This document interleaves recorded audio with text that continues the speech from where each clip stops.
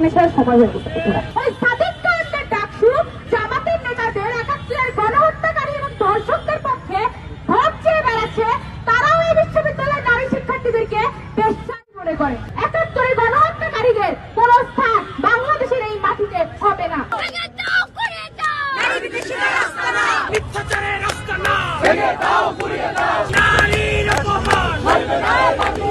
ঢাকা বিশ্ববিদ্যালয়ের ডাকসুর নারীদেরকে নিয়ে বললো ডাকসুর কিছু আমার দেশের নারীরা বেশ্যা, আমার ঢাকা বিশ্ববিদ্যালয়ের নারীরা বেশ্যা, যে এই মন্তব্য করে তার জিহ্বা থেকে ছিঁড়ে ফেলা উচিত।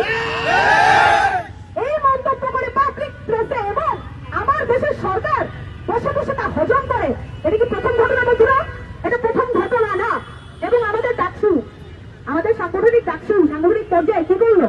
কিছু করছে? সে ইনফ্রাস্ট্রাকচারাল কোনো কাজ করছে? সে খালি চোখ ধাঁধার অনুষ্ঠান করে। সে কি করে? সে চোখ ধাঁধার অনুষ্ঠান করে।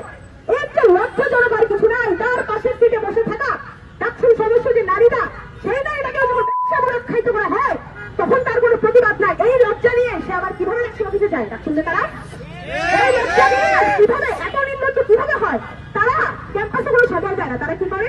তারা তাদের বাপ জামাতদের পিছিয়ে নির্বাচনী প্রচারণা করে প্রত্যন্ত অঞ্চলে গিয়ে।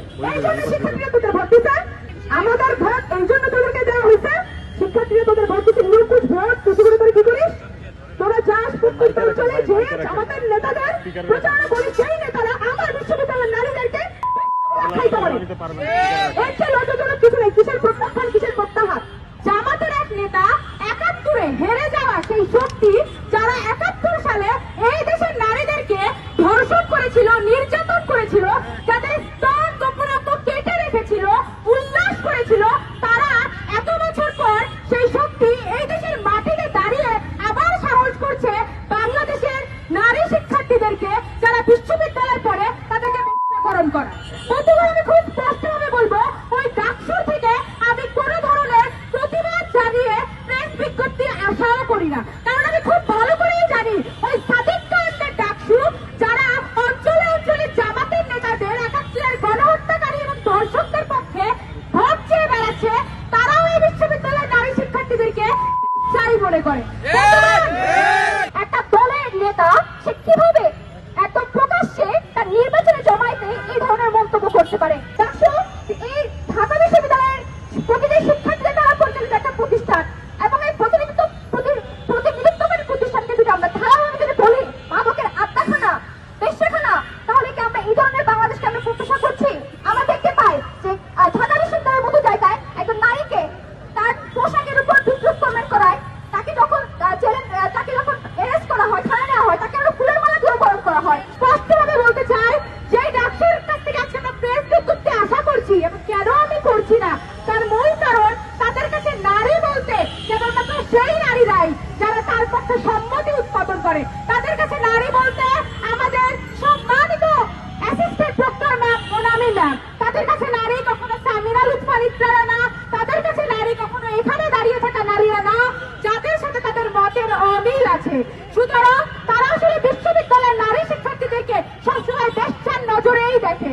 বন্ধুগণ, শুধুমাত্র ঢাকা বিশ্ববিদ্যালয় না, প্রত্যেকটা বিশ্ববিদ্যালয়, পাবলিক বিশ্ববিদ্যালয়, যেই নারীরা মুক্তির কথা বলে, যেই নারীরা অর্থনৈতিক স্বাধীনতার কথা বলে, যেই নারীরা বিশ্ববিদ্যালয়ে পড়াশোনা করে এবং পড়াশোনার জন্য সংগ্রাম করে, তাদের কাছে সাদিক কায়েমরা তারা সবসময় সাদিক কায়েমদের কাছে, ওই জামাতের কাছে এক একটা বেশ্যা।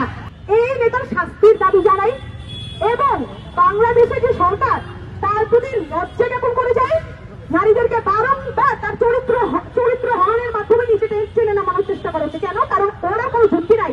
একজন নারীকে বেশ্যা বলা খুবই সহজ, এবং এই প্রগতিশীল মুখোশ ধরে নির্বাচন সামনে রেখে না নারীরা যা চাই সেই পোশাক পরতে পারবে। কত লজ্জাজনক বন্ধুরা, কত লজ্জাজনক। একজন নারীর অর্থনৈতিক মুক্তি, সামাজিক মুক্তি সব বাকি আমি বলছি, নারী কি পোশাক করতে পারবে কি পারবে না, এই আলাপ তারা সামনে রাখে। বন্ধুরা, এই প্রগতিশীল মুখোশ ধরে যারা নারীদেরকে বেশ্যা বলে, নারীদেরকে ছোট করে, এদের সবার মুখোশ টেনে ছেড়ে সময় হয়ে গেছে। আমরা এখান থেকে কঠিন হুঁশিয়ারি বার্তা দিতে চাই, যদি ঢাকা বিশ্ববিদ্যালয়ের প্রশাসন এই বক্তব্যের নিন্দা না জানায়, তাহলে ওই ভিসি আর ওই প্রক্টর যারা এখন লুকিয়ে আছে তারা কিন্তু আসলে খুব ভালো করে আর থাকতে পারবে না। এই বিশ্ববিদ্যালয়ের নারী শিক্ষার্থীদের তোপের মুখে তাদের ঠিকই করতে হবে।